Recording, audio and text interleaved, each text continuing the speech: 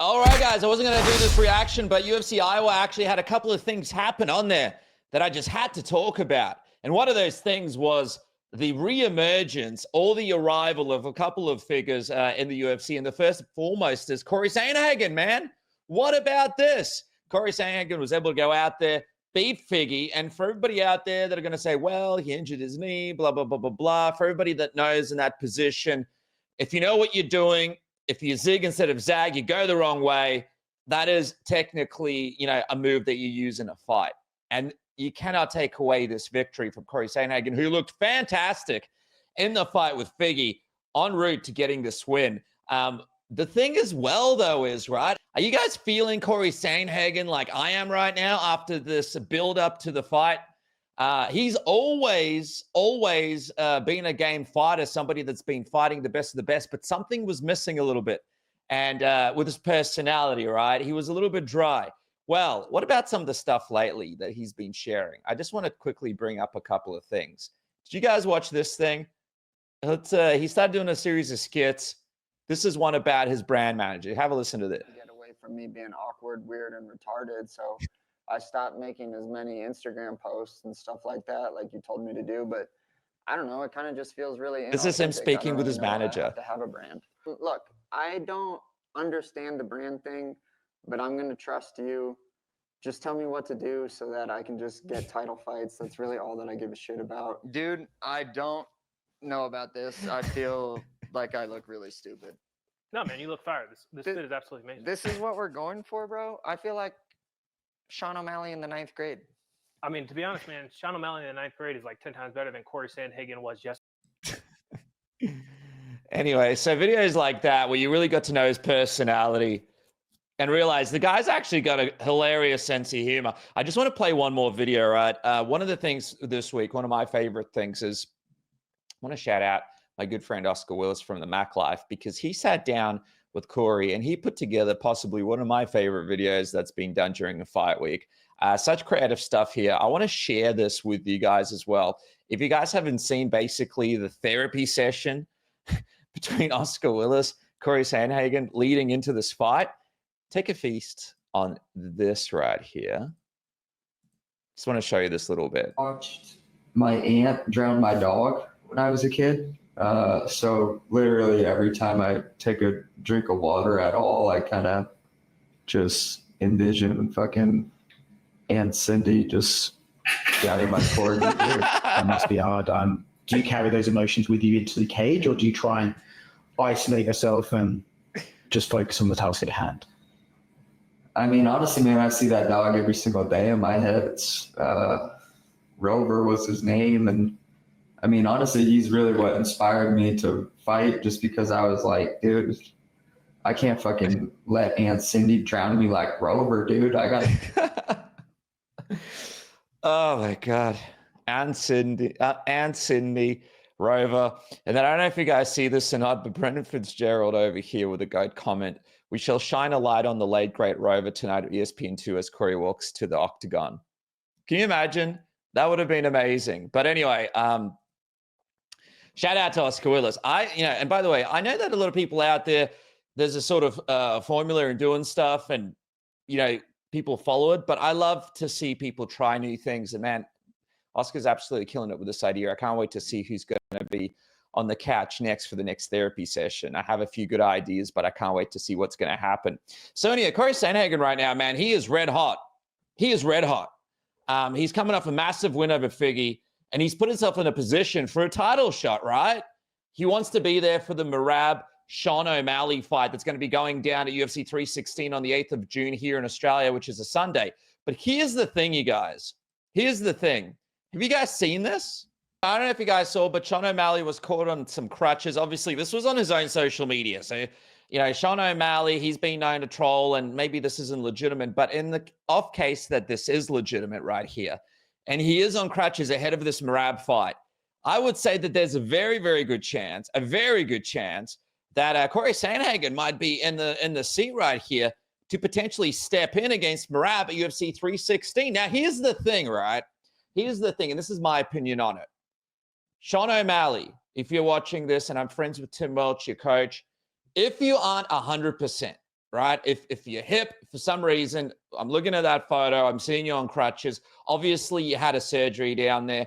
If you're not 100%, that means you can't wrestle. You can't prepare for Merab the way that you need to do, which will be a lot of wrestling takedown. You got to be in the kind of cardio that can match Merab.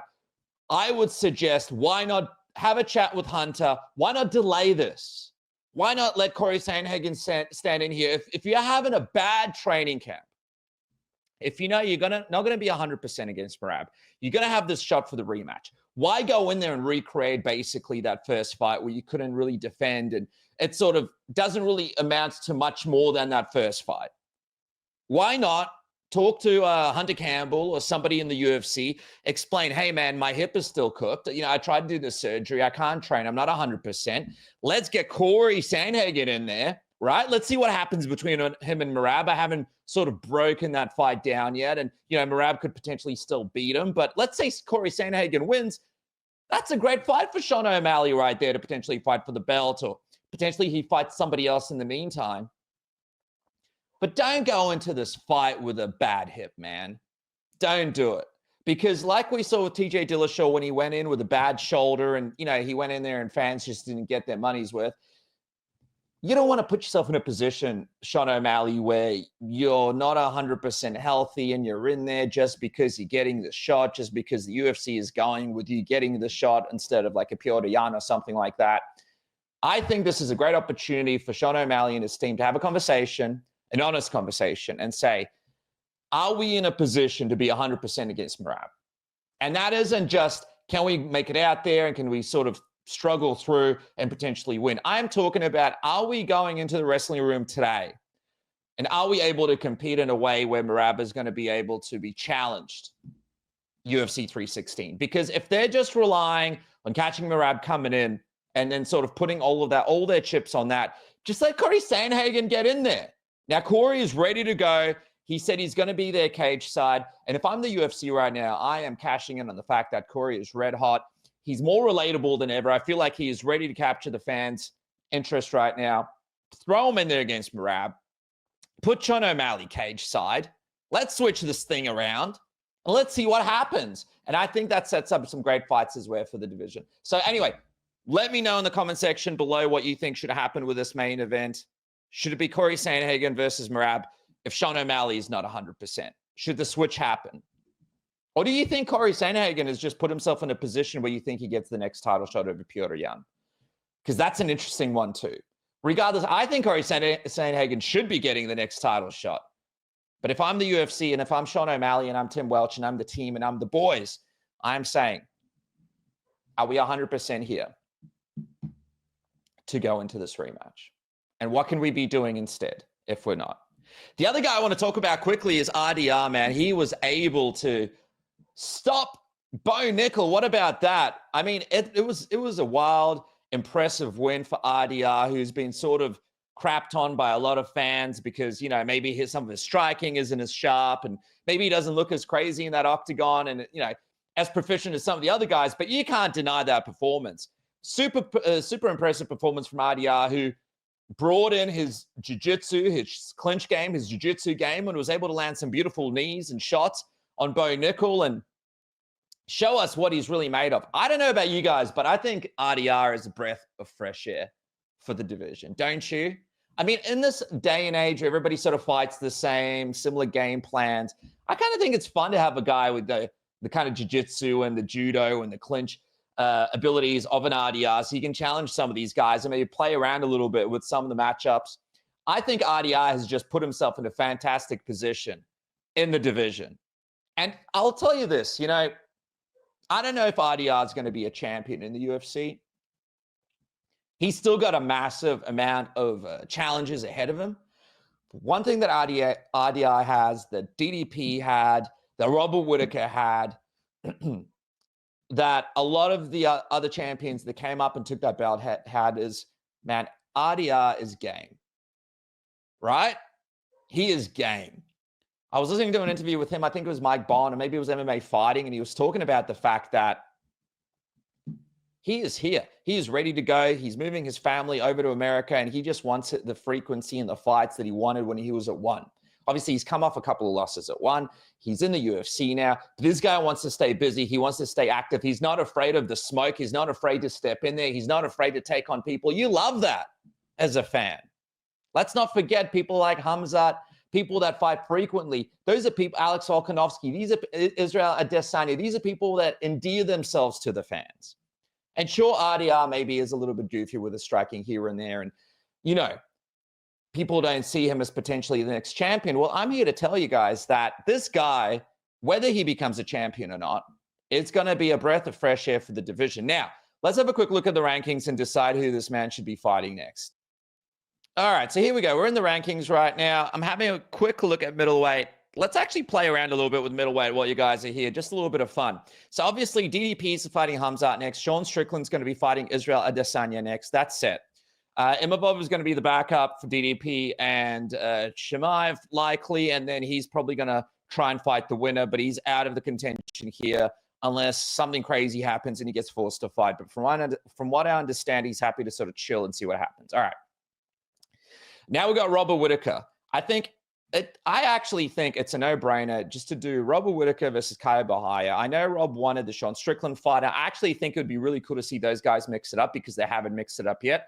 But, you know, Strickland and Adesanya, you know, Israel, if he decides he's coming back, he's such a big draw. I think, you know, he deserves to have this rematch with Sean. And I think it's going to be a really fun fight between the two. So as much as I would have loved to see a Robert Whittaker, Sean Strickland fight, I think these guys need to finish out this rivalry. We need to see where Israel and Shota next. And that's actually going to be an interesting fight to preview because the first one really didn't go the way that anybody thought it would. And now the second one, ooh, it's going to be interesting. I think Israel definitely looked good against Imavov towards the start of the fight. And I wonder what kind of Israel we'll get. If we get the Israel that showed up against DDP, against Strickland, I do think it will be a different fight, but you just can never count out Sean Strickland, especially with the sort of momentum and the run that he's had in the division. And I know he came off that loss to DDP, but, you know, he knows he can go in there and beat Israel. He knows that he can control the pressure. So I really just want to see what that fight would look like. Now, Robert Whittaker, I think, fights Kaya Bahia, right? I don't think there's much discussion about that. I think Rob wasn't 100% in his last fight. He had the jaw injury and he got beaten by Hamzat. I'd love to see him back to 100%. He's now been out of the octagon for a little bit, so he's had time to sort of prep. I know he's coming back from Thailand, so keep an eye open for him on this program potentially this week. We'll have a chat about it, but I think Kaya Bahia potentially makes sense for Rob Whittaker if he's healthy and ready to go, and I would book that fight pretty soon if I could. We know that Anthony Hernandez, it looks like he's already got a matchup. That's what Kaya Bahia said because he tried to fight him. We know that Paulo Costa, he's fighting obviously at UFC 317 against Roman, which is number 14 under RDR. And I'm guessing when the rankings come out next week, potentially RDR moves up a bit. Why not how about this? Next fight for RDR, he just stopped Bo Nickal, who is a big name, even though he's not ranked in the division. Why don't we have a bit of fun with this? Roman Dolidze is ranked number 8. He wants Robert Whittaker. I don't think it's going to happen. Why not do RDR versus Roman Dolidze to see where RDR is?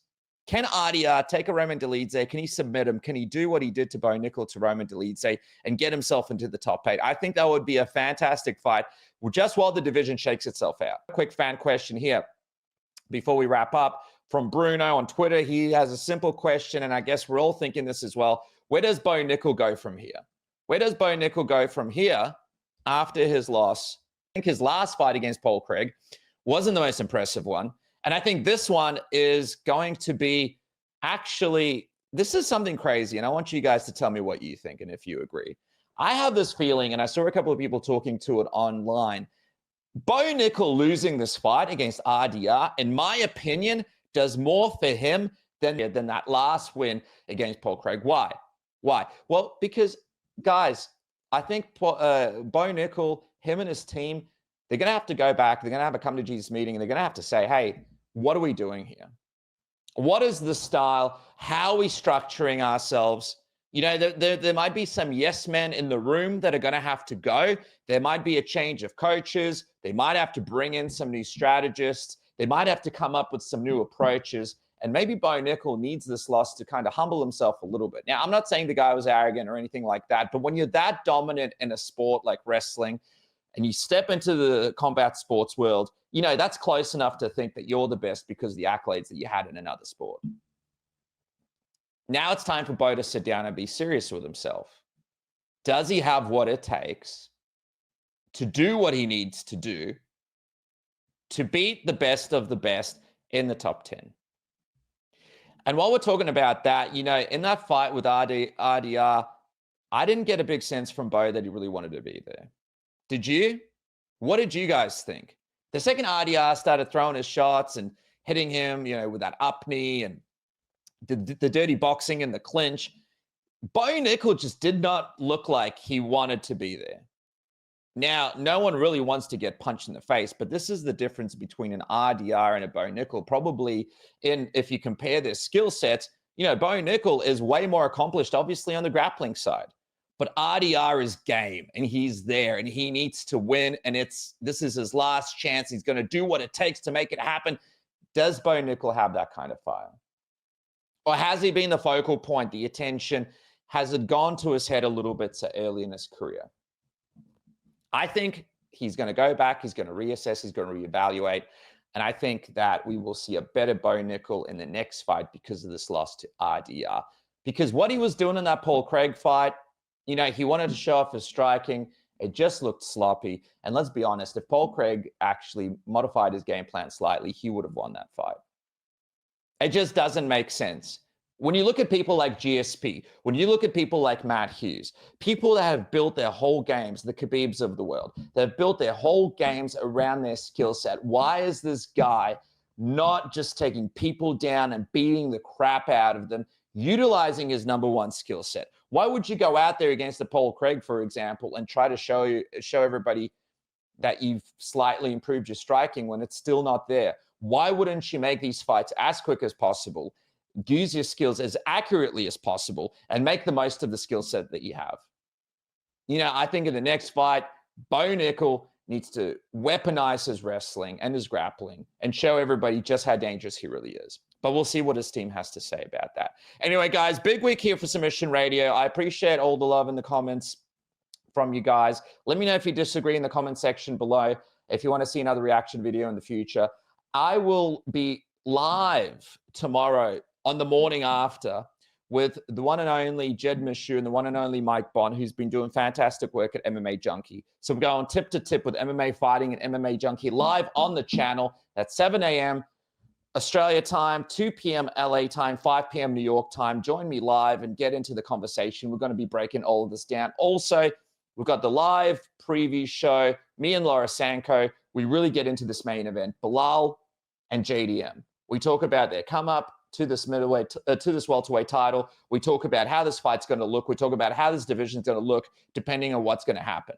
So tune into that as well. And also, I appreciate all your support. I've got a very, very special Submission Radio Live this coming Thursday here in Australia, which is a Wednesday in the States. I have a very special guest for this one. He's a close friend of mine, and he's going to have some incredible stories to share with everyone. I really hope you guys join me for that one. Keep an eye on the social media to see the announcement on what that's going to be. Anyway, regardless, I appreciate it, guys. I hope everybody had a great weekend. I went to the Monster Truck show for the first time with my kid and my partner, and God, I didn't realize how much that takes out of you. That is another level. I don't know how you guys do it on these Monster Truck rallies. It's a wild world over there. Have a good night, guys, and I'll see you for more Submission Radio this week.